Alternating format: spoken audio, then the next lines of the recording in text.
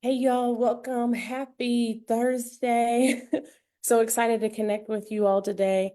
And to talk about how to begin to build your power legacy, y'all. How to begin to build your power legacy. There are so many stories that come to mind, sadly, when I think about being a thick Black, dark skinned, natural, locked Black woman here in this world. And there are more than enough beautiful ones too. And let's keep it real. There are some inequities that happen, and some of those inequities come around stealing work, stealing identities, stealing stories or pimping stories. And I'm going to talk about how to build a legacy of power and taking your story back, taking your identity back, period. All right. So no more pimp stories as much as you can control. No more pimped narratives as much as you can control. No more pimped identities as much as you can control to build power. Why? Because you deserve more. You deserve to build and begin to lean into your power legacy. So let's talk about it. I remember when, and actually took me a little bit of time to join today because I was thinking about, ooh, this is gonna get spicy.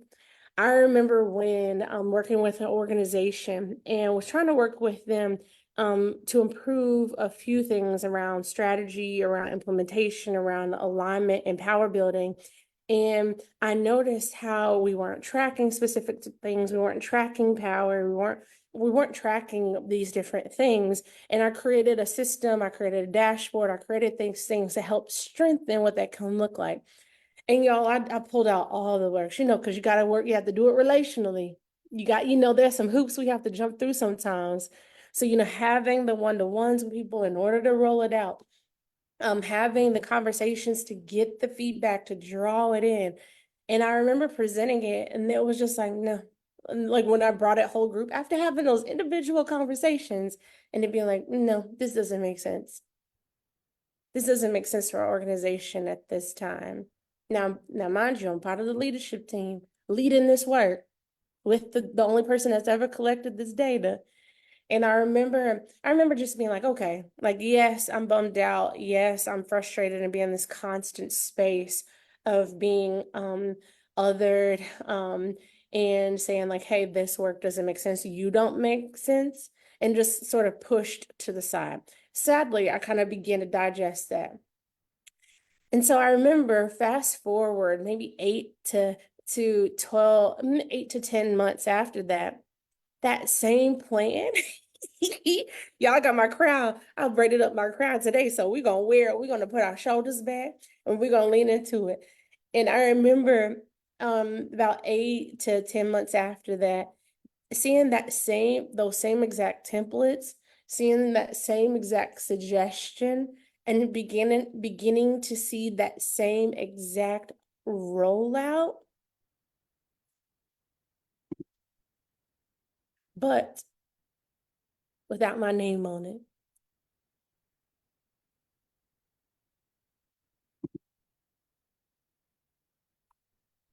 And y'all, it was frustrating to say the least, right? Happy Because it was more than just Thursday. frustrating. It was this bit of folks pretending like they never saw it. And then I was like, okay, you teach about power, you coach and train folks on how to build power. You need to walk in and on your own. You need to walk in community. You need to lean into community. So it's time. And I was like, yo, you coach and train folks on how to create space for dissent, create space for dissent, create space for disagreement. It's okay to live in that tension. And frankly, I get tired of living in it sometimes, and I know it's a part of the equitable journey. So I remember, we send out little sad texts to the folks on the team. I remember building up the energy to ask. People think this is easy for me. It still takes some energy. I still feel all the feels. I remember building up the energy to ask, and someone saying, "Oh yeah, you did do this." we're sorry, and just move on. And just didn't acknowledge the pain that caused, because there was some real pain that initial time of like saying it wasn't worth it, all these different things, and then shifting to a place of both stealing work, stealing the identity of what was offered, um, and stealing my story. And when I was reflecting on that and doing some power reflections and journaling for upcoming work, I think about how often that happens in this political landscape. Sometimes intentionally, sometimes unintentionally. This space of saying, no, that doesn't make sense, or you don't know what you're doing. But folks, public programs turning right back around and turning your story into some type of paid initiative, of folks turning around and turning your experience into some type of paid fellowship, all while saying that you're not enough, this isn't enough. So why they keep coming to you for data? Why do they keep coming to you for surveys if you don't know enough, if you're not doing enough? So when I say it's an opportunity to build your power legacy today, it's an opportunity to build your power legacy today. So begin to think about when and where can you, or do you deserve more? And not just in isolation, this power building happens in community. So leading the math night, that's just a start. Sharing a testimonial to school board, that's just a start. Completing a survey, that's just a start. And y'all, I can't say that this is this enough. Those independent movements aren't power building. It needs to be connected to a longer North Star. It needs to be, and folks often think, oh, Charlie's telling me that I need to become an institution. That's not necessarily true. You need to institutionalize some things in order to have a clear North Star and a clear strategy. But you need to just get started and organize. You need at least two. So I want you to think about, when you think about feeling uneasy about something, and when you think about feeling uneasy about your baby and your baby getting back to school, back home from school at 10 p.m. because we don't have enough bus drivers, or when you think about bus drivers not getting paid enough, when you think about custodian workers not getting paid enough, when you think about the water in your water fountain of the school is brown water, when you think about teachers that can't teach in their classroom because of the mold in the ceiling, when you think about all these different things, I want you to take a moment. I want you to think about, if you had more than two of you, not just people that think like you, but more than two of people that cared about the same thing and wanted to make change. I want you to first think about, what type of demands would you come up with? Think about it. Then I want you to think about what you could realize. And then I want you to think about sitting in front of that person and offering them your demands, but it doesn't stop there. Winning. So not just presenting to the superintendent an opportunity or a new design on how to restructure busing, but also winning it and securing it and being in relationship with the superintendent, because it's all about relationships to help strengthen and refine in community and with leadership.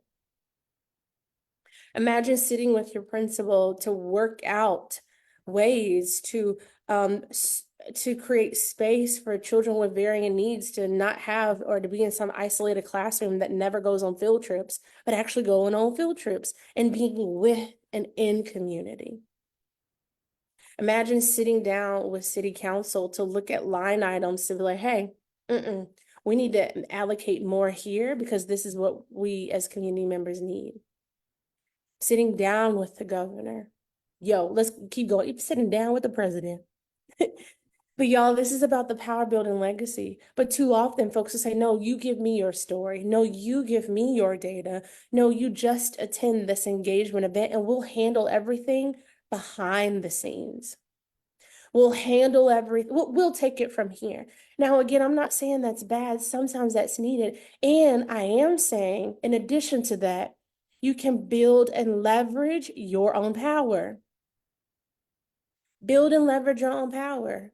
I am so grateful for my parents teaching me the power of community and how to access that. I'm also grateful for parents like Shanique, LaShara, Jaleesa, Kim, that working with them, able to secure $132.2 million, the first time ever the county released funds in advance of a bond. How? In community. Now, did it start there? No. It started with the speed bumps on West Boulevard. It's starting with working with folks to get crossing guards in their district. It started with monitoring bus routes when I was organizing in Baton Rouge and learning under a brilliant organizer.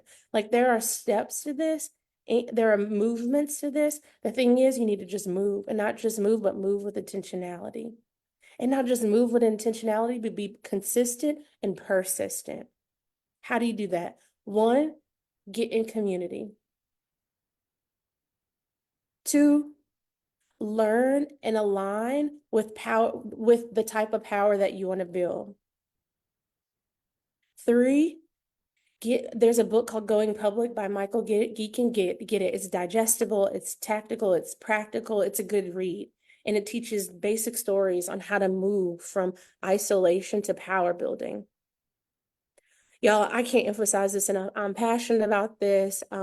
I know how it feels to have stories pimped, to have your work pimped. Take control. There's a community organizing narrative that says control the narrative, control the outcome. And y'all, that's why I quit my job 8 months ago. Control the narrative, control the outcome. I no longer wanted my intellectual property belittled. I no longer wanted my intellectual property stolen. I no longer wanted to sanitize what community organizing looks like. It looks like me, but we're only teaching to 1 or 2 white men. And I don't have anything against white men. And I am saying that there's a more diverse and a deeper way to teach the power building work. So, how can you get into community? How can you learn how to double your base, which means to get even, how do you get started? How do you get started? Well, April 22nd through 25th, we are having a virtual training session, and we're bringing together folks across the nation on how to double your base, build a plan to double your base in less than 60 days, build a plan to launch or relaunch your team in less than 60 days, and also to create a space for community. Something that's in my zone of genius is making power practical. So it's not just theory, but you're applying it in real time. And I have a really dope team backing me. So y'all, I'm beyond grateful for the space. I'm beyond grateful for you all, and I hope you'll join us. I started my firm in July 28th. A week before, 2 weeks before that, I said I'm out. And then since I started, in less than 8 months, we've been able to serve over 80 organizations, including folks in the US and Australia, and even in Jamaica. People want something different. People are tired of being lied to about the power they have. We aren't here to lie to you. Instead, we're here to equip you. Work with us. Get in community. Understand the power you bring. Stop being lied to and take your story back. Have a great rest of the day, y'all.